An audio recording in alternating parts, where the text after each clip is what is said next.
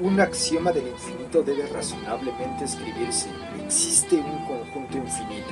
Sin embargo, al ser circular esta definición, este axioma no tiene ningún sentido hasta que no se haya transformado la noción de infinito en una fórmula predicativa escrita en el lenguaje de la teoría de conjuntos y compatible con las ideas ya establecidas. Hola, soy Maximilian Casaico y hoy entenderás de qué se trata el axioma del infinito. Para esto necesitaremos unas ideas previas que no deberán espantarte, al contrario, deberán emocionarte. Como ya he comentado en otros videos, quiero que veas estos temas como una historia, que identifiques las partes y su esencia para que posteriormente puedas memorizar los enunciados formales. Haz eso, identifica la esencia de las partes. Así que mucha atención, si estás listo, lista, para que tus ideas estallen de emoción, te daré las bases mínimas en 3 pasos. Y después, en el paso 4, enunciaré el axioma. Paso 1.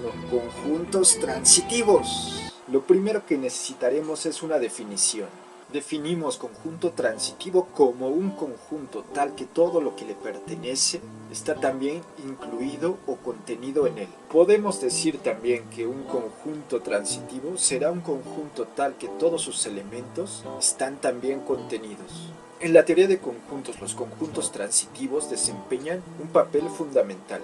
La transitividad es, en cierto modo, la correlación máxima entre pertenencia e inclusión, ya que nos indica que todo lo que pertenece está incluido o contenido. Ahora, mucho ojo con lo siguiente. Al revés no se vale. No es posible que todo lo que esté incluido pertenece. Te pregunto, ¿existe al menos un conjunto transitivo? Veamos que el conjunto vacío es transitivo. Para ello veamos que para todo beta, si beta pertenece al conjunto vacío, entonces beta está contenido en el conjunto vacío. Es una proposición verdadera. En efecto, pues el antecedente beta pertenece al conjunto vacío es falso, pues el vacío no tiene elementos. Entonces, por la tabla de verdad de la implicación de un antecedente falso, tenemos que la proposición completa, si beta pertenece al vacío, entonces beta contenido en el vacío, es una proposición verdadera. Por tanto, para todo beta, si beta pertenece al conjunto vacío, entonces beta está contenido en el conjunto vacío, es una proposición verdadera.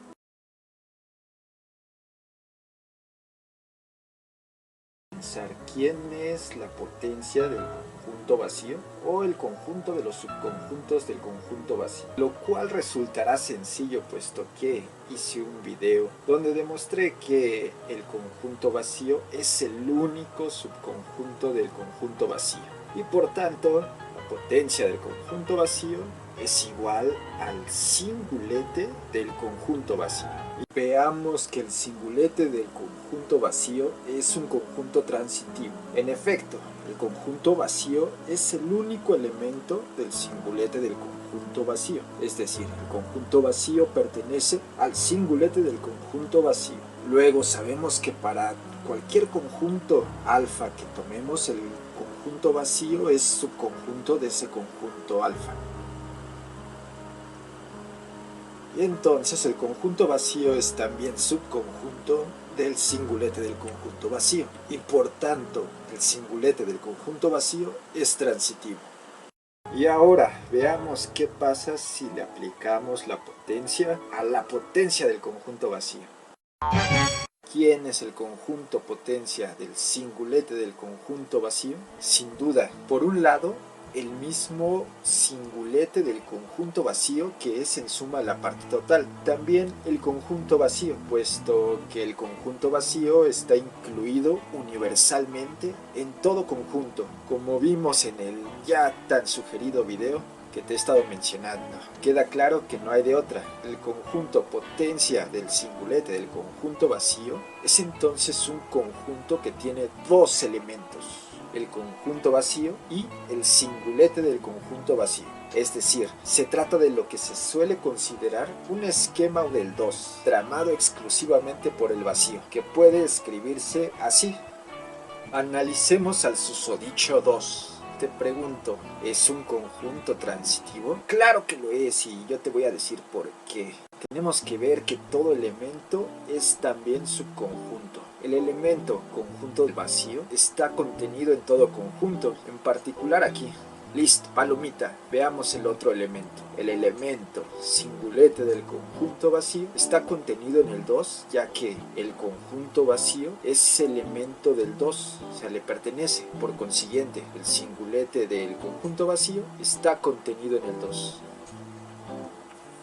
Así, los dos elementos del 2 son también dos conjuntos del 2 y por tanto el 2 es transitivo. Hay más aún, no solamente el 2 es transitivo, sino que además sus elementos, el conjunto vacío y el singulete del conjunto vacío, también lo son. Ahora bien, un conjunto que cumple con esta propiedad, es decir, que sea transitivo y todos sus elementos también lo sean, es llamado ordinal. En un curso de teoría de conjuntos verás también que una de las propiedades más importantes de los ordinales consiste en que todo conjunto que les pertenece es también un ordinal. Un ordinal es entonces un conjunto de conjuntos que son a su vez ordinales, es decir, un conjunto transitivo de conjuntos transitivos.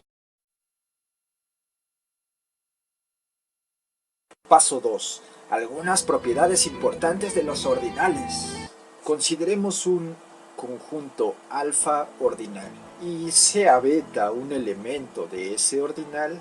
Beta pertenece a alfa. Por definición, alfa es transitivo.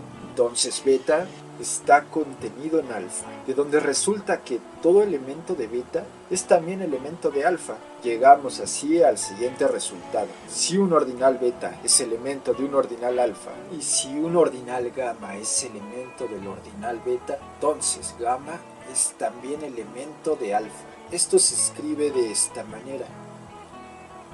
Se puede decir, encontramos cómodo decir que un ordinal beta es más pequeño que un ordinal alfa.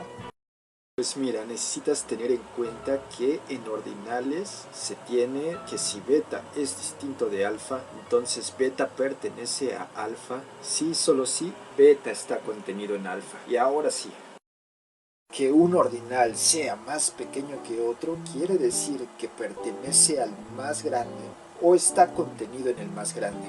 Ahora, más pequeño debe ser considerado en sentido estricto, excluyendo decir que alfa es más pequeño que alfa. Admitiremos que de manera general resulta impensable que un conjunto pertenezca a sí mismo. La escritura alfa pertenece a alfa está prohibida, prohibida, así es. Y vamos a profundizar en ello en otro video, pero por ahora te pido sea aceptada esta prohibición como tal. Su consecuencia es que ningún ordinal puede ser más pequeño que sí mismo. Resumiendo, si un ordinal es más pequeño que otro y este otro es más pequeño que un tercero, el primero será más pequeño que el tercero. Lo que sigue es la cuestión del más pequeño conjunto según este orden, que tenga tal o cual propiedad. Un principio que va así, dada una propiedad phi, si un ordinal la posee, entonces existe un ordinal minimal respecto a la pertenencia para dicha propiedad. En palabras más sencillas, si una propiedad es cumplida para al menos un ordinal, existe siempre un primer elemento al que corresponde esta propiedad. Aquí formalmente cómo se escribe esto, aunque no te preocupes mucho por esto por ahora. Aquí lo que me interesa es la idea para lo que viene. En esta notación, el ordinal beta es el mínimo que valida la propiedad phi. Esto nos conduce al tema de la conexión general de todos los ordinales, dados dos ordinales diferentes. O uno pertenece al otro o el otro pertenece al primero. Esto se demuestra formalmente, lo cual no haré hasta próximos videos. Suscríbete y dale a la suscríbete y dale a la suscríbete y dale a la. Ahora, lo importante con lo ya dicho es que podemos visualizar todo de esta manera. Una cadena de pertenencia que se inicia con el conjunto vacío y continúa hasta alfa sin incluirlo, puesto que alfa pertenece a alfa está prohibido. Si llevas ese curso que te comento de teoría de conjuntos, verás que estos ordinales se pueden visualizar también como flechas y que tiene sentido decir que hay alfa elementos en el ordinal alfa. y que el conjunto que se compone de todos los ordinales no existe. Cosas de ese grado de abstracción y locura. Bueno, hasta aquí el paso 2. Ahora vamos al paso 3. ¿Cómo pensar un ordinal infinito? Son necesarias tres cosas: un punto inicial o conjunto inicial, una regla que produzca otro conjunto y un segundo sello existencial. El punto absolutamente inicial es el conjunto vacío. Luego, una regla de recorrido de los conjuntos debe permitirnos, a partir del conjunto vacío, construir sin interrupción otros conjuntos, que en definitiva serán conjuntos transitivos de conjuntos transitivos, es decir, acá entre nos, ordinales. Alfa lo mandaremos a alfa unión el singulete de alfa. Fíjate, esta regla produce, a partir de un ordinal dado, el conjunto unión de sí mismo y de su singulete. Los elementos de esta unión son, por una parte, los de alfa y por otra, el mismo alfa, único elemento de su singulete. En suma, se añade a alfa su propio nombre. De esta manera se produce un conjunto distinto. En efecto, alfa es elemento de alfa unión el singulete de alfa. Ahora bien, alfa no es elemento de alfa, pues esto está prohibido. Por tanto, alfa es distinto de alfa unión el singulete de alfa, en virtud del axioma de extensionalidad. A partir de ahora escribiremos alfa unión el singulete de alfa bajo esta forma, que se lee sucesor de alfa. Nuestra regla hace pasar de un ordinal a su sucesor. Usémosla pues en el conjunto vacío. La regla dice entonces, al conjunto vacío lo mandaremos a la unión del conjunto vacío con el singulete del conjunto vacío. ¿Y quién es este nuevo conjunto? Recuerda que este nuevo conjunto tendrá por elementos a los elementos de los conjuntos que estamos uniendo. Primero, el conjunto vacío no tiene elementos. Y luego el singulete del conjunto vacío tiene por único elemento al conjunto vacío. Entonces el sucesor del conjunto vacío es el singulete del conjunto vacío. Volvemos a aplicar la regla sucesor, pero ahora en el singulete del conjunto vacío. ¿Y qué tenemos? Tenemos que mandaremos a este conjunto, según la regla de recorrido sucesor, a el singulete del conjunto vacío unión el singulete del conjunto vacío. ¿Y quién es este conjunto? Será un conjunto que tiene por elementos a los elementos de estos conjuntos que estamos uniendo. Los elementos del singulete del conjunto vacío, pues solo es el conjunto vacío, y los elementos del singulete del conjunto vacío es ¿quién? Pues el singulete del conjunto vacío. Y aquí lo tenemos. Coincide efectivamente usar esta regla sucesor. Tenemos el esquema del 2. Hagamos uno más. Volvamos a aplicar esta regla llamada sucesor. A nuestro querido 2 lo enviaremos a él mismo unión su singulete. ¿Y quién es este nuevo conjunto? Pues será un conjunto que tiene por elementos a los elementos de estos conjuntos que estamos uniendo. Así, los elementos del 2, pues es el conjunto vacío y el singulete del conjunto vacío. Y los elementos del singulete del 2 es nuestro queridísimo 2. Ahora, el sucesor de alfa es un ordinal, en efecto, y primero que nada, los elementos del sucesor de alfa son todos transitivos. Esto es porque alfa, siendo un ordinal, tanto él como sus elementos son transitivos. Luego, el sucesor de alfa se compone justamente de los elementos de alfa a los que se agrega el propio alfa. Por otro lado, el sucesor de alfa también es transitivo, pues si tomamos beta que pertenezca al sucesor de alfa, entonces beta pertenece a alfa y por consiguiente beta está contenido en alfa, puesto que alfa es transitivo. Pero como el sucesor de alfa es igual a alfa unión el singulete de alfa, queda claro que alfa está contenido en el sucesor de alfa, y así tenemos que beta está contenido en el sucesor de alfa. A lo mucho podría llegar a pasar el caso en el que beta sea igual a alfa, y aquí automáticamente beta estaría contenido en el sucesor de alfa, puesto que alfa lo está. De igual igual modo, todo conjunto que pertenece al sucesor de alfa está contenido en él. Por tanto, el sucesor de alfa es transitivo. Por tanto, el sucesor de alfa es un ordinal, dado que alfa lo es. El sucesor de alfa es el ordinal que viene inmediatamente después de alfa. Tiene un sentido muy preciso. La relación de pertenencia entre ordinales se le llama orden total. Como ya te comentaba, lo puedes visualizar como flechas. Se puede demostrar que no existe ningún beta tal que alfa pertenezca a beta y beta pertenezca al sucesor de alfa. De esta manera, a partir del punto inicial, el conjunto vacío, construimos la secuencia de ordinales existentes. La intuición bien podría decirnos que, en realidad, hemos producido una infinidad de ordinales, pero esto no es cierto aún, puesto que cada uno de los ordinales así obtenido es finito. Es aquí, donde hace su aparición nuestro axioma del infinito. Paso 4. Axioma del infinito. Se enuncia así: existe un conjunto inductivo. Se escribe formalmente así. Pero, ¿quién es dicho conjunto? En este enunciado es alfa.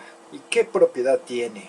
Como puedes observar, el vacío es elemento suyo. Cualquier otro elemento beta que tomes en dicho conjunto inductivo alfa, ocurre que el sucesor de beta también es elemento de alfa. Por cierto, acá entre nos, los conjuntos de los que estamos hablando son conjuntos transitivos de conjuntos transitivos con todas las propiedades ya mencionadas, es decir, ordinales. Pero no quiero que te confundas con tanto nombre, por ello basta que pienses simplemente en conjuntos transitivos de conjuntos transitivos. De aquí podemos observar que nuestro conjunto inductivo, del cual hemos postulado su existencia, no es sucesor de ningún conjunto. De esta consideración resulta que un conjunto beta que pertenece a alfa y alfa mismo se intercala una infinidad en el sentido de que sucesor de beta pertenece a alfa y sucesor del sucesor de beta también pertenece a alfa, y así sucesivamente. Y nunca se llega a alfa porque alfa no pertenece a alfa. Es decir, si tenemos la cadena de pertenencia de la siguiente manera: el conjunto vacío pertenece a alfa, el sucesor del conjunto vacío pertenece a alfa, y así sucesivamente. Esto implica que cada uno de estos conjuntos está contenido en alfa. Entonces, alfa es distinto de todos los sucesores. Algunas cosas que demostrarás en el futuro es que cada número natural pertenece a todo conjunto inductivo. Aquí está relacionado profundamente el hecho de que exista la propiedad de minimalidad que te mencioné, ya que el axioma nos dice que al menos existe un conjunto alfa con dicha propiedad. Obtenemos así el más chico de los conjuntos inductivos. Este esquema es fundamental. Designa el umbral del infinito y constituye un conjunto ejemplar del pensamiento matemático.